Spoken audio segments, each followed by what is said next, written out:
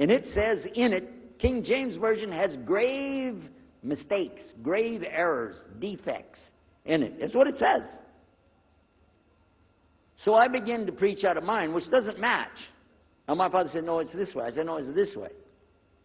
Now my wife comes up with her Bible from Jimmy Swaggart. It's called The Good News for Modern Man. Okay? Totally different. It's written in modern vernacular. You can just, say anything you want to with it. You don't even recognize the Bible anymore. The Catholic priest, he's got another Bible. An older Bible with 73 books. We're working out of 66 books. And his is not even the same in the verses. It doesn't match up at all. And I never even knew about this subject until then. And he's saying this, and I'm saying that. My father's saying something else. My wife's on something else. And all the time, Muhammad the Muslim is sitting over there like this.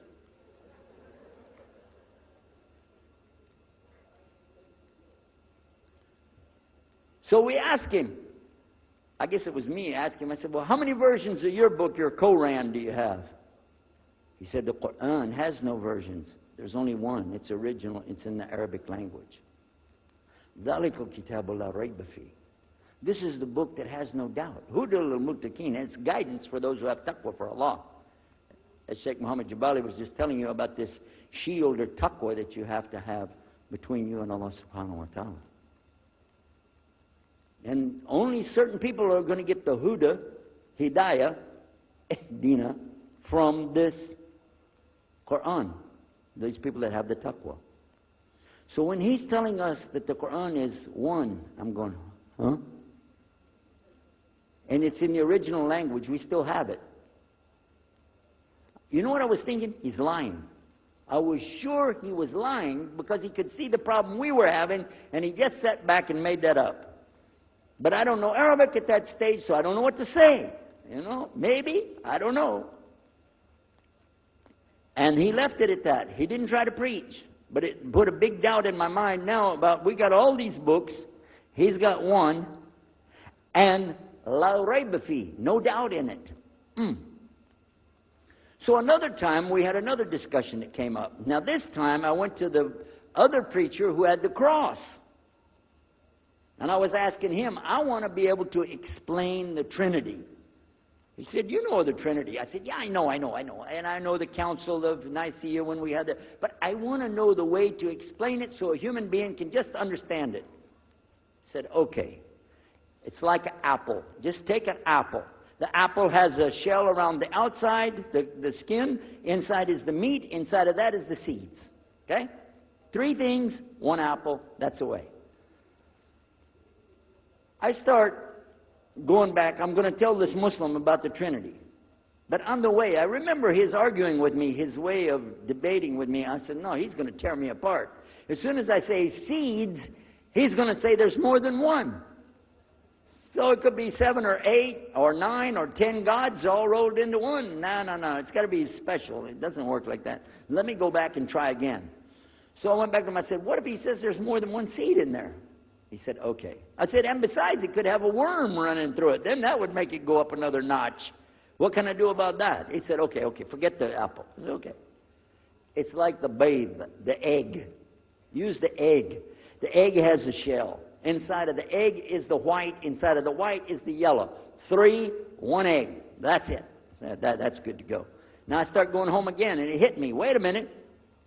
The egg could have a double yolk. God becomes 4, just like that. Plus, it could be rotten. I'm not going to ask him again. So at the market one day, I saw a man, and I was talking to him because I was listening to some things that Muhammad had told us about the belief in Islam, Allah is one. And so I was telling this guy, I got some doubts about the Trinity. He said, you a preacher, you have doubts? I said, yeah, it doesn't make any sense. It doesn't make any sense. How could 3 be 1? He said, okay, look. You see me? I'm one man. I said, yeah. See my wife? Yeah. It's one person. Yeah.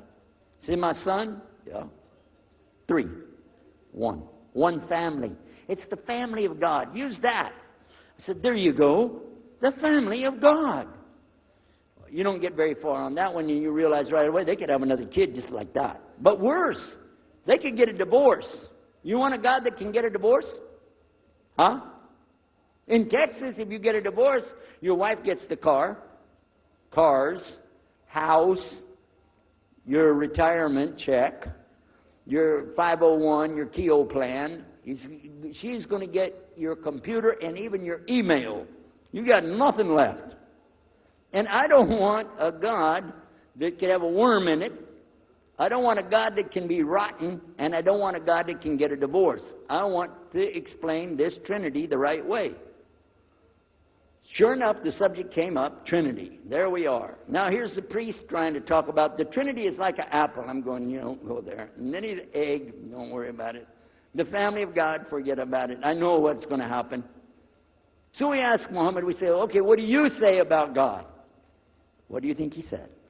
أعوذ بالله من الشيطان الرجيم بسم الله الرحمن الرحيم قل هو الله أحد الله الصمد لم يلد ولم يولد ولم يكن له كفوا أحد. And he explained it something like this. Say he is Allah, the unique, not like anything else. He's eternally sought after by his whole creation, but he doesn't need the creation. He's not the father of anything. He's not the son of anything. He's not like anything, and he is unique. Ahad. I said, boy, that's exactly what I already think, but I can't admit that. That sounds too easy. But plus in the Quran, Allah subhanahu wa ta'ala tells us to tell the Christians, don't say three. Here's a little point. I'm going to go out of the story for a minute to show you something. Nowhere in the Old Testament, the Torah, or the Zabur, the Psalms, or the Injil, which is the New Testament, nowhere in the Bible do you find the word Trinity. Not once. Not once is the word Trinity. But it's in the Quran. We have it in the Quran. It says, Thalath, tell them not to say Trinity. But they don't have it, and Allah said, don't say it. Guess what else? The word Bible is not in the Bible. Bible is from Greek. It means biblios or book. Book. But it's in the Quran many times. Is it? Kitab. Book. Ahl Kitab. People of the book. So we found in the Bible a shortage. They're talking about it, but the Quran is explaining it. I found actually in the Quran, I can explain the Bible much better because it gives me the things I didn't know how to explain. So then in my mind, look what I did. I started realizing what he was saying was true, but I never admitted it. Instead, I was taking this and mixing it. And when I would go give my next talk, I would say, so and so and so, and I would use what I learned from the Quran to explain what's in the Bible. Some of the people liked it, but some of them didn't. Because when I began to talk about salvation being based on what? And the Bible tells you in there's no Savior except God. It says it real clear. Jesus is not your Savior, God is. When I found that, I said, okay, let me try another way to explain that. Each thing as I would learn it, I'm trying to change how I'm presenting the thing. It still doesn't dawn on me, I need to do something. But I could see for sure God is only one, and so I totally forget the Trinity thing. My dad never did believe it anyway, so he had no problem with it. Now we come to some new thing. The priest asks the Muslim, can I go to your church with you? The mosque. He said, sure, come on. Well, he went, and they came back. So we took the priest aside. Come here, come here. What do they do? What do they do in there? Tell us, what do they do? Do they like kill some animals, or what do they do in there? He said, no, they just stand there like this, and they pray, and they leave. I said, what? They pray and leave? He said, yeah. Okay, what kind of music do they have? He said they didn't have any music. No music? How in the world are you going to worship God without music, man? So I asked him, Muhammad, you guys don't have any music? He said, no.